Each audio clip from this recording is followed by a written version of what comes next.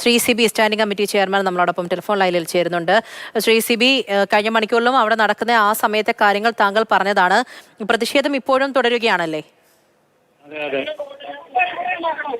ഇവിടെ ഉത്തരവാദിത്തപ്പെട്ട ഉദ്യോഗസ്ഥർ ഇതുവരെ വന്നിട്ടില്ല. മൂന്നാർ DFOയുടെ കീഴിലാണ് ഇത്. മൂന്നാർ DFO അടിമാലിയിൽ എത്തിയിട്ടുള്ളൂ എന്ന് പറഞ്ഞു. കളക്ടർ എത്തിയിട്ടില്ല.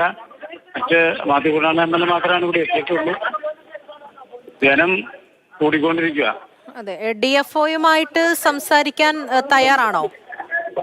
DFO പ്രസിഡന്റ് വിളിച്ചിരുന്നു. DFO അടിമാലി എത്തിയെന്നാ പറഞ്ഞ്. കളക്ടറൊന്നും നിലവിലെത്തിയിട്ടില്ല.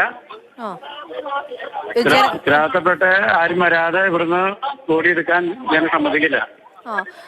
നാളെ ഇവിടെ ജനകീയ ഹർത്താല് കുട്ടമ്പുഴയിലും കോതമംഗലത്തും പ്രഖ്യാപിച്ചു. എൽദോസ്, അദ്ദേഹത്തിന്റെ വീട്ടുകാരൊക്കെ ഇപ്പോൾ ആ പ്രദേശത്താണോ അതോ വീട്ടിൽ തന്നെയാണോ? അവരുടെ ഒരു വാക്കുകൾ കൂടി കേൾക്കണമല്ലോ. അച്ഛനും അമ്മയും ആണ് ഉള്ളൂ. അവര് വീട്ടിൽ തന്നെയാണ്, കൊണ്ടെത്തിയിട്ടില്ല.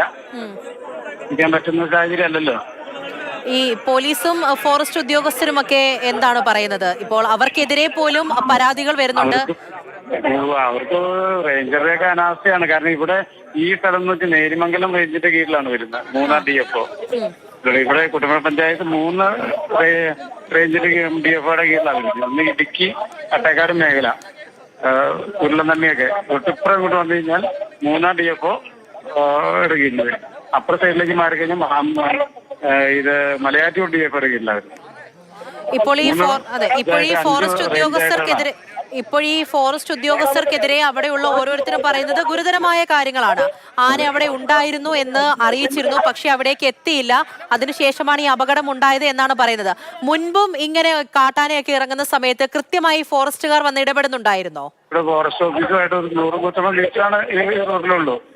അവർക്ക് വാച്ചർമാരും സംവിധാനങ്ങളും ഉണ്ട്, പക്ഷെ ഇതൊന്നും ഉപയോഗിക്കുന്നില്ല. ജനങ്ങൾക്ക് ഗുണമായിട്ട് ഒരു സംവിധാനങ്ങളും ഉപയോഗിക്കുന്നില്ല.